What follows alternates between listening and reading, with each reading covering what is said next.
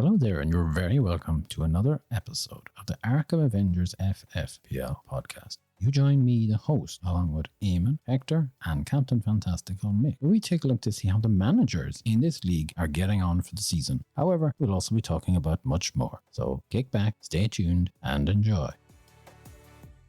A very warm welcome to everyone joining us today. I hope you're keeping well, wherever you are in the world. It's official. The 2025-2026 Premier League is all over and done. Arsenal are, of course, this year's Premier League champions, and Wolves, Burnley, and West Ham United are the teams got relegated. Spurs managed to stay in the Premier League by the skin of their teeth. We also have Hull City, Coventry, and Ipswich promoted to the Premier League for the 2026-2027 season. We had a great reaction to last week's show, and of course we'll do our very best to keep you entertained in this episode here. Joining me on the show today, of course, is Eamon, and we have a surprise return so soon we didn't expect this to happen. It's Captain Fantastical Mick. It's always a pleasure to have you on the show. Well, thanks very much. It's always nice to be back on the show. I have to say, I didn't expect that I would be sitting beside this fella so soon. I thought we might escape for another couple of weeks there. Mick, you did say you felt like you hadn't been on for a good while and you just wanted to be with us rather than ringing in remotely. Yeah, look, it's not long enough for me if you ask. If you want to ask me, it's bad enough now that I had Hector last week and now I'm sitting beside this fella. Like, the standards of our guests is slipping here a little bit there. A very nice hello to you, Eamon, as well. Lovely to be here, be back on the studio. Hello, host, and thanks very much to all of those listening there. It's great to be back, I have to say. The studio's looking really good. I was feeling a little bit nervous, I have to say. A little butterflies were fluttering around there, but now that I'm back in the seat, feels like I've never left there, you know. And I know some people said, oh, he'll not be back. Eamon, I think you would have been one of those. You'd have been saying a few prayers that I wouldn't be back, but like a fantasy football phoenix rising majestically from a pile of -4, -6 hits. I'm back. Hey man, you don't look very impressed. Here, look at you. Listen to this fella. He disappears for months. We didn't hear from him. And now he comes back and he's starting to sound like he's delivering an All-Ireland speech. Fantasy football phoenix. More like a fantasy football health and safety warning, if you were to put it to me there. Look, we're only a few minutes into this show and already I'm regretting that I turned up there. Okay. Let's try and bring some structure to proceedings before this turns into a circus there. Okay, now that Game Week 38 is over, and we can say congratulations to Arkham Avengers, who have done the double, and they retain the crown for 2025-2026. They certainly built their season on consistency, clever captain choices, and unlike some of the other managers out there, they weren't prone to making transfer decisions on vibes. In second place, Lafayette Lions is back with a massive jump from 2024-2025 when they plummeted down to 4th place. And on our last episode there were serious questions being asked, especially by you, Eamon. Where did they go? What were they going to do? But I mean, you'd have to say, lads, they bounced back brilliantly this year.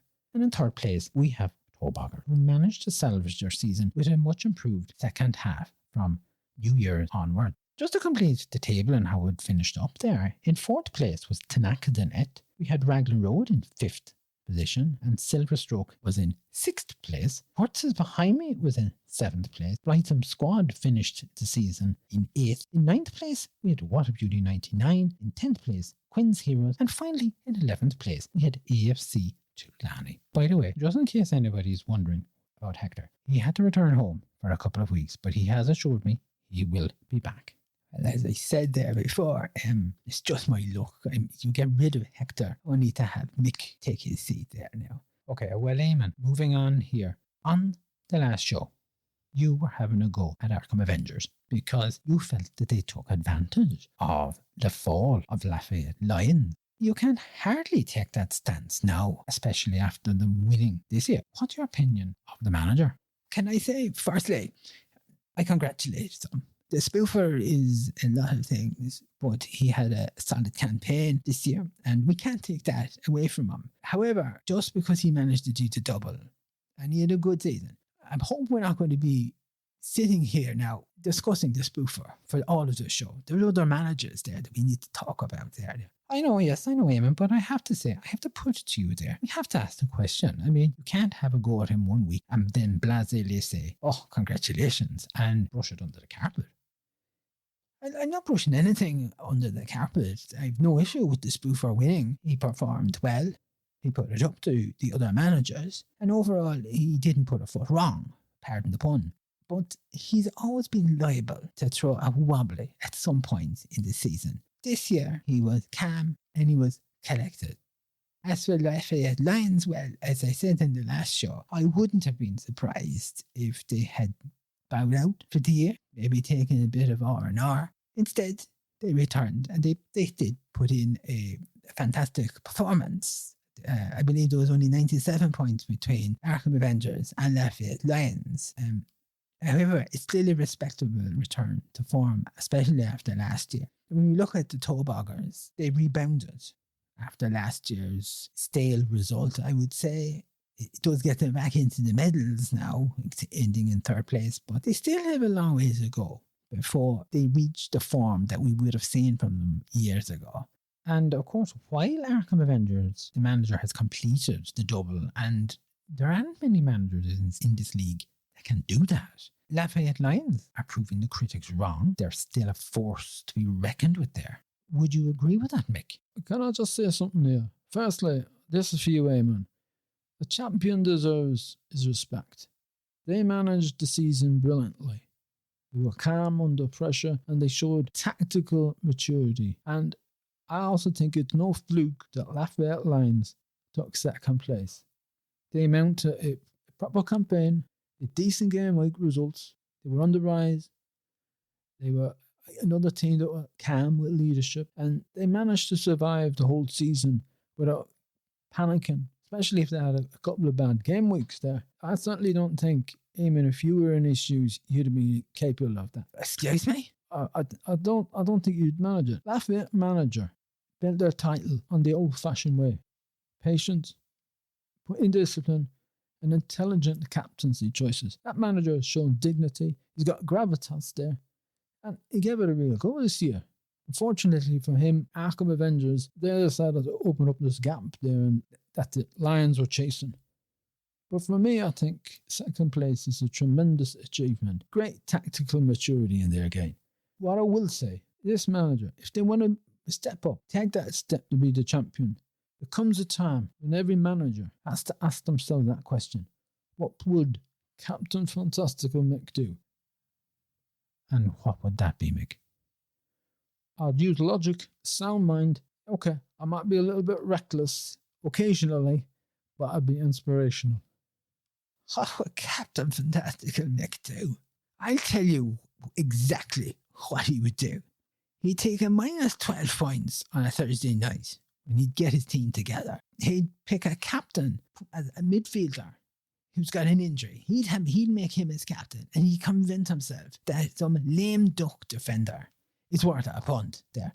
Mick is talking about tactical maturity like he's Pep Guardiola there, when in reality, he's like a man trying to escape from a supermarket trolley with one broken wheel. And let's not forget about this now. Mick, you're on record as saying before that finishing in 8th place is a long-term strategic build. That's your thought on a manager who winds up in 8th place there.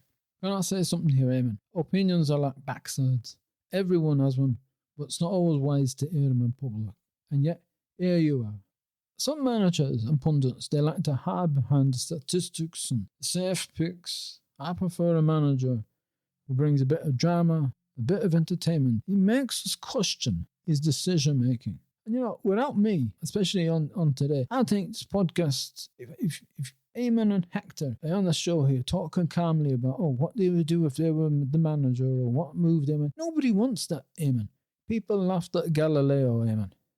Okay, Doug. Before Mick compares himself to another historical figure, or Eamon decides to file a complaint, or maybe some of our listeners might start filing complaints here, can we return to the Managers League here? When you compare the 2024-2025 season to the 2025-26 season, who, in your view, would you consider to be the real winner, the real losers here? Now, I'll come to you first, Eamon, on this one.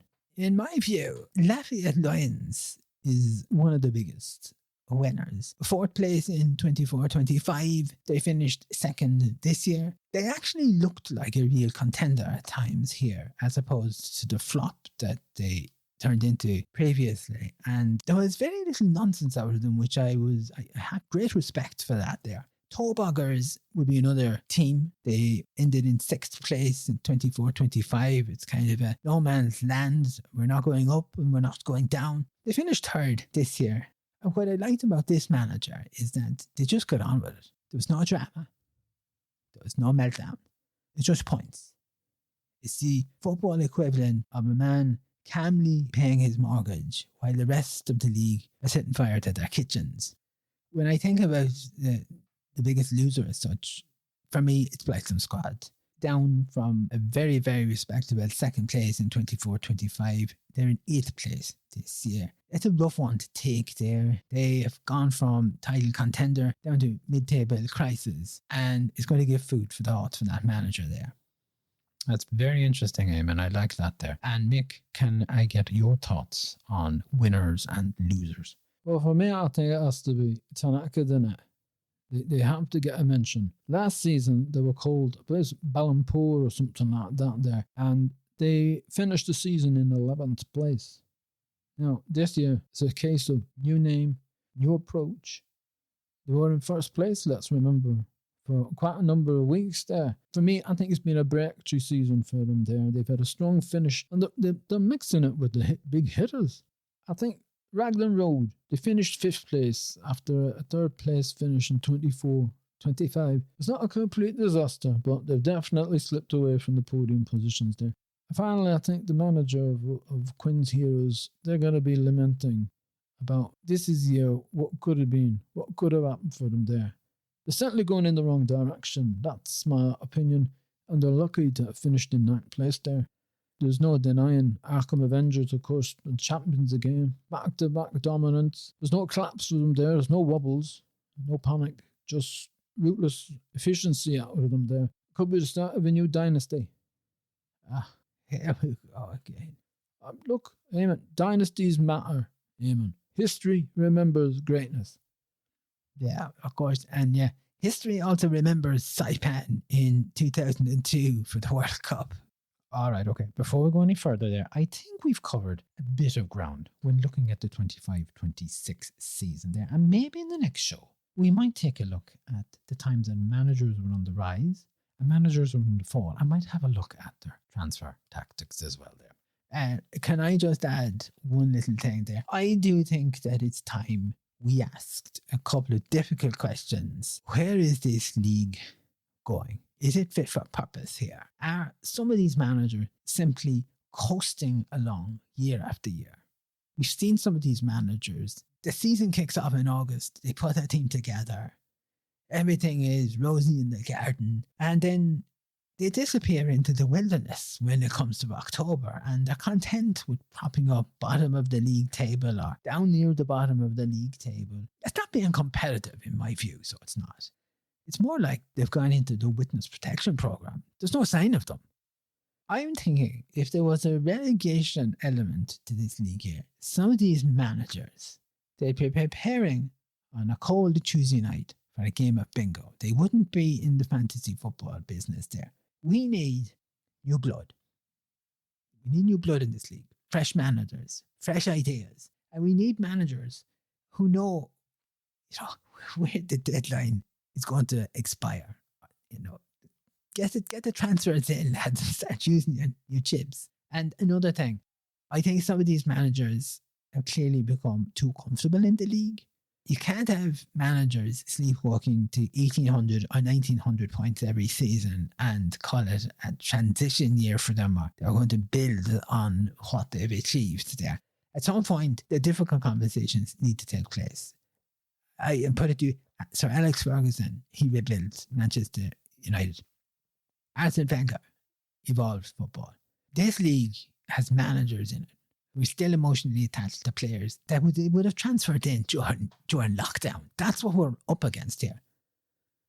Well, I have to say, I certainly wasn't expecting that when you said you wanted to say a little thing. But I tell you, I'm deadly serious about this. This league is liable to turn into a circus. If you had a relegation element in it, it'd be brilliant, because who wouldn't love to see the manager of Arkham Avengers fighting relegation on the final day? It's a bit like Spurs. They just managed to survive. Could we have the spoofer surviving? That would be great. I think we'd love that so we would there. Can I say something, Eamon? Lions, they don't concern themselves with relegation battles. That might be the case, Mick. But based on some of the captaincy choices the spoofer has made over time, vultures probably would. Right. Before Eamon launches a formal restructuring review of the entire league there, and Mick starts to compare some of the managers to Sir Alex Ferguson, I think it's probably time we started to wrap up here. What an episode this has been. I mean, we've had title celebrations, accusations of managers coasting, talk of relegation, new blood, and we had a reference to Saipan of all things. And why we have that reference there, Mick, can I ask, what's your thoughts on the movie Saipan? Oh, look, I don't know why you're asking me that there. Look, Saipan, it wasn't just about the football, was it? You know, you're talking about leadership, emotions, talking about standards, people not agreeing with people having a go at each other there. It reminds me of this podcast at times, to be honest. I have to say, I really don't have anything much to say about the movie.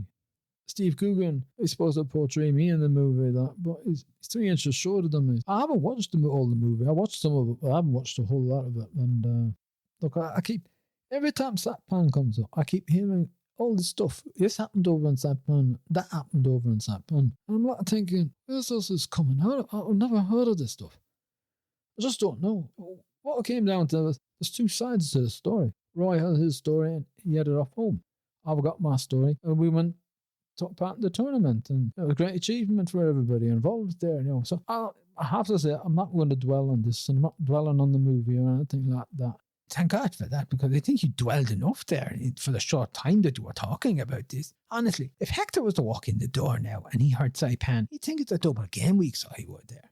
Well, lads, somehow we've gone from reviewing the final standings of the Arkham Avengers Fantasy Football League to league reform, and now we have the movie Saipan getting mentioned there. I think that would tell our listeners just about everything they need to know about this show. However, can I just say again, huge congratulations to all of the managers, especially Arkham Avengers, who were crowned champions. Lafayette Lions for pushing them all the way, and for Toebuggers, who completed the podium. To all the rest of the managers there, we say well done to you, even though they might have ended up somewhere between tactical brilliance and complete emotional collapse there as such. Can I say a very special thanks to Captain Fantastical Mick and Eamon for being with me here today. It's always lovely to have both of you in here. I do find sometimes you rub off on one another there in a fiery spark way. Can I also just say, this is across the paper here for me here. We were asked if we could give a shout out. Best of luck to Mayo GAA and Monaghan GAA, who face off in round 1 of the All-Ireland Senior Football Championship. And that's on this Sunday in Clonus.